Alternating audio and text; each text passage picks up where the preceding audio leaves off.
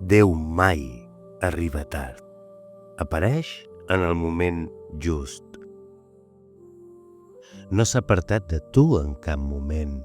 Fins i tot ara, està utilitzant el silenci per construir la teva millor versió. A tots ens costa entendre els silencis, perquè en ells no veiem el que Déu sí que veu. Per això, moltes vegades, els utilitza. Quan allò que demanem no arriba, el desànim sovint ens visita. Aquests moments són senyals que ens han d'alertar per cuidar i cultivar la nostra fe. La paraula ho expressa així. La fe és la certesa d'allò que s'espera, la convicció d'allò que no es veu. La manera com veiem les coses influeix profundament en com interpretem i entenem el temps de Déu. Aquesta capacitat ens ha estat donada per l'Esperit Sant, quan ens ha fet noves criatures.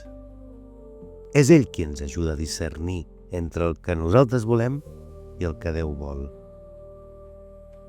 Aprendre a llegir entre línies també és aprendre a escoltar el que Déu ens està ensenyant.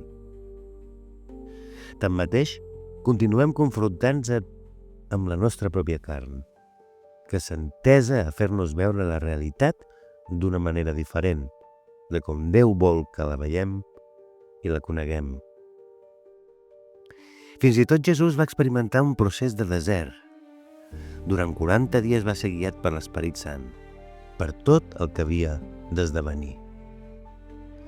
Per això, en els moments d'incertesa, pregar a l'Esperit Sant, tal com Jesús ens va ensenyar, aquell que ens revelaria totes les coses i, a més, ens consolaria, és la millor orientació possible. La fe és viure d'una manera en què, per gràcia divina, estem capacitats per viure, creient que és possible simplement perquè Déu així ho ha manifestat. Els silencis tenen un propòsit: unir-nos més a Déu, per deixar anar allò que no ens defineix, però que sí que intenta influir-nos, la nostra carn. I és en la llibertat i en la quietud del silenci on descobrim que Déu pot donar-nos molt més del que imaginem, permetent-li que faci en nosaltres allò que tantes vegades preguem. Déu, transforma la meva vida i fes-me cada dia més com Jesús.